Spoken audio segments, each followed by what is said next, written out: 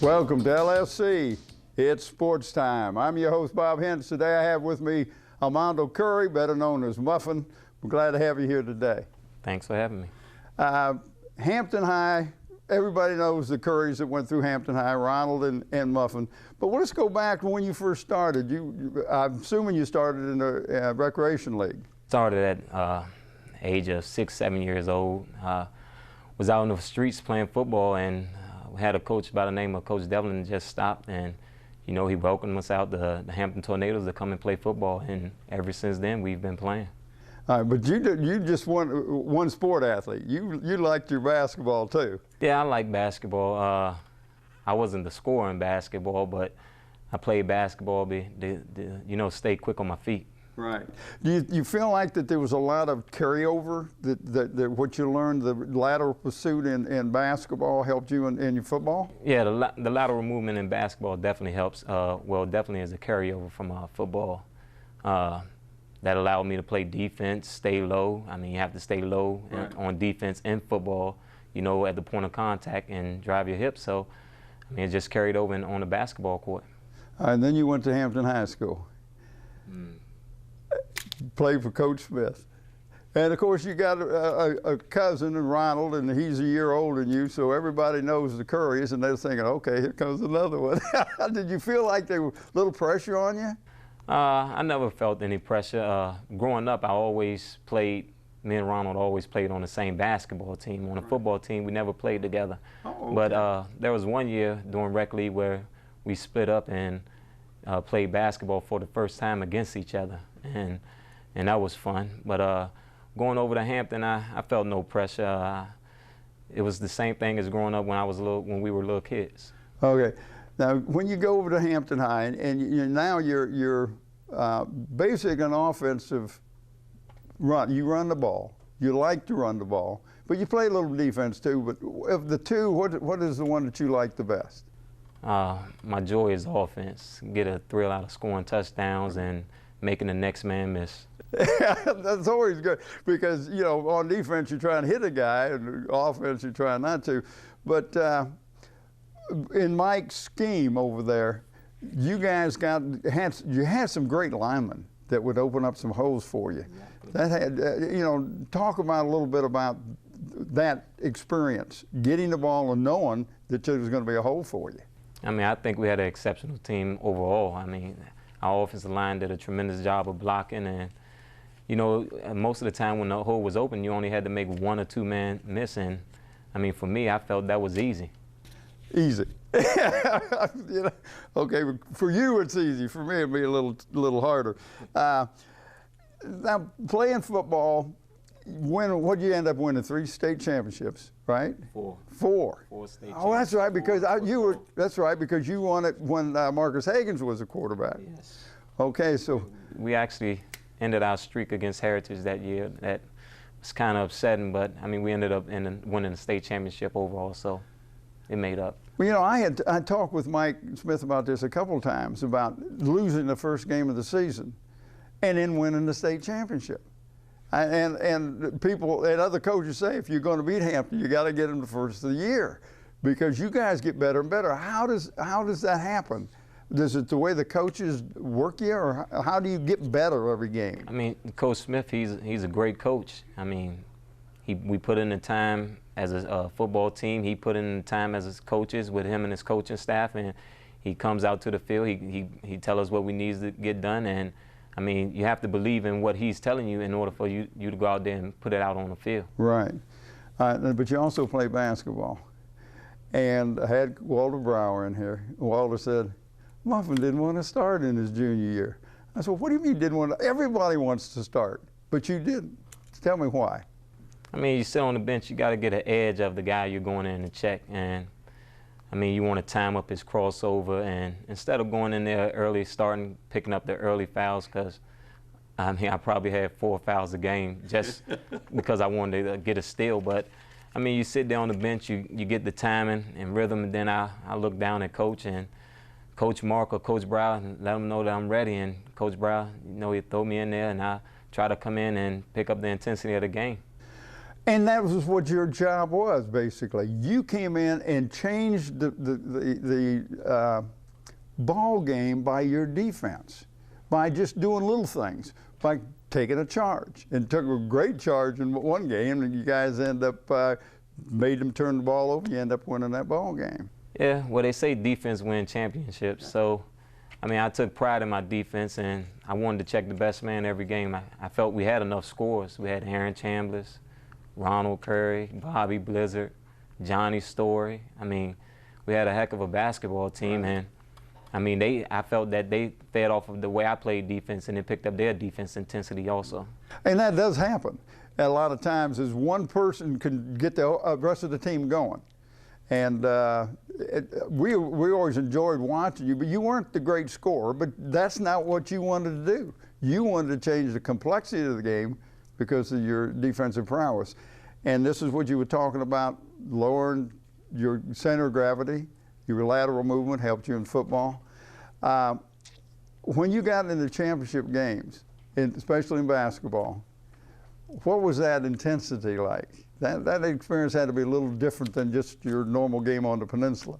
I mean, that was our first state championship game that we went to in basketball. So, I mean, I'm pretty sure everyone had the jitters out there. But right. When you're looking up at the clock in fourth quarter, and I don't know how many seconds was left, but I mean, there were a few, and they had possession of the ball, and all I could think about is they're going to give the ball to this guy to score, because that was their score. Right. And I think he ended up scoring maybe 22 points against us, but I made the key stop. And I mean, the adrenaline rush that you feel when you look up and the referee is pointing for a charge is awesome. That's gotta be just unbelievable. Could you see that, you know, Duke is a good example of a team in North Carolina. The kids will take a charge, and you see the first thing they're doing is looking at the ref. Yeah. See, is it a block or is it a charge? You graduate from high school, you go to Fork Union. There's a different experience. Talk about that. That was definitely a different experience. I mean, me, myself, I didn't expect myself to make it through. The first week there, I mean, I was actually ready to come home. I mean, you have little kids that's in 7th, 8th, 9th grade. You're a graduate of high school already. I'm in a postgraduate program. They're telling you to sweep your floor. You have to make your bed, waking you up at different times in the morning. You have to go and march in parades. I never pictured myself making it through that program, but today I still say that was a program that made me who I am today. Do you still make your bed? Still make my bed. I close my closets the way we had to do. I line my shirts up. I want all my hangers a certain way, and they come from Fork Union. But see, that's discipline. And that's evidently what they're trying to do is we're going to get you disciplined, because you got to be disciplined when you play ball. You can't be a loose cannon out there. You've got to be disciplined, and you got to be a team concept.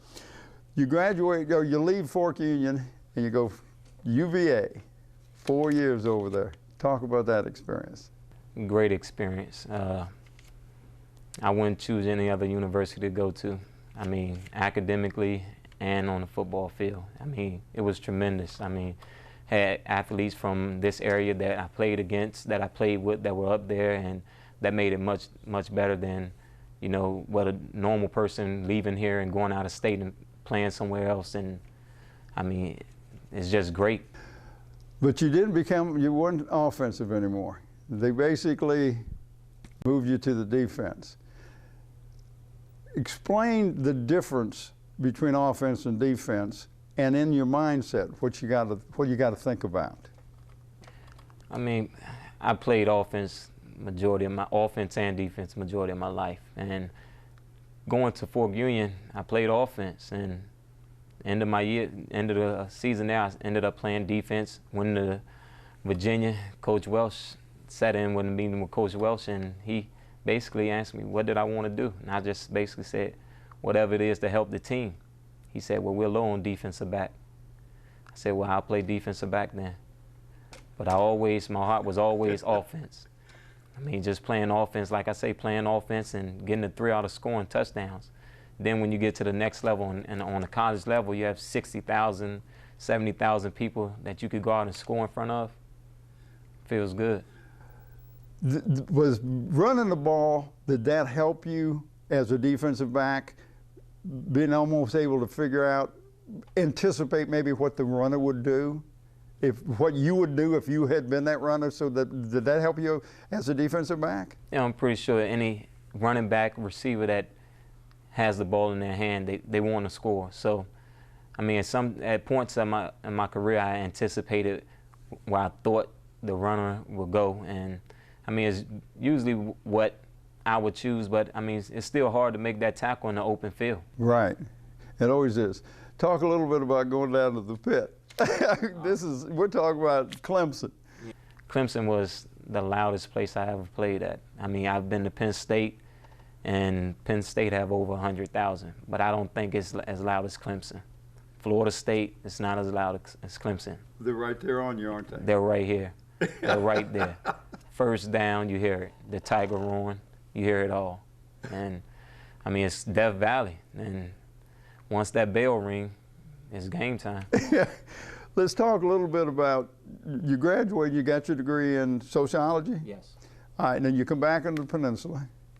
First thing I do is I say, you right back over to our own stomping grounds, Hampton High. Tell me what you're doing over there. Oh, well, I went back. I wanted to get into coaching. I've been doing a little bit here in the school systems as far as substitute teaching, and you know, I just said I might as well go over there and help with football. I mean, I like working with kids, and I want to see kids better themselves. So, you know, I try to go out to the football field and take my experience that I learned over the years and iterate it to those guys, the kids of today. Do you feel like that you can relate to them better, or that they relate better to you because you're young? You're not like old Coach Smith and Danny and Alvis. I mean, you're younger. Yeah, I mean, the kids look at me now and they laugh and joke with me the way that they wouldn't do with Coach Smith or Coach Mann or Coach Mitchell. They're not going to sit and joke with those guys, but you know, I laugh and joke with them because I feel they need that. They need someone on the coaching staff that they can laugh and joke with.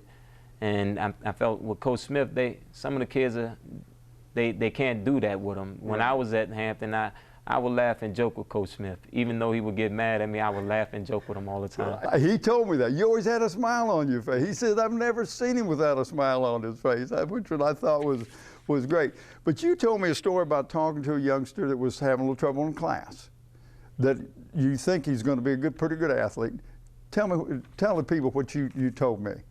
Well, basically, I gave him a call over the weekend. I mean, spring break weekend. I gave him a call and I told him, look, how are your grades? And he told me he's doing good in all his subjects except one. And I said, what's the problem? He said he's not getting it. So I emphasized to him to go in there, stay after with your teacher for a while, and at least 2 times a week. And at the end of the 9 weeks, I think if your grade is on a borderline, I think by you staying in there, it'll help when it's time for that teacher to make a decision on what grade she or he will give you. And that's one of the things I learned when I was at the University of Virginia playing football. Okay. Appreciate you coming in. Thank you. Do. Thank you for tuning in to LFC and Sports Time. I want to thank my special guest, Muffin Curry. This is Bob Hintz. Until next time.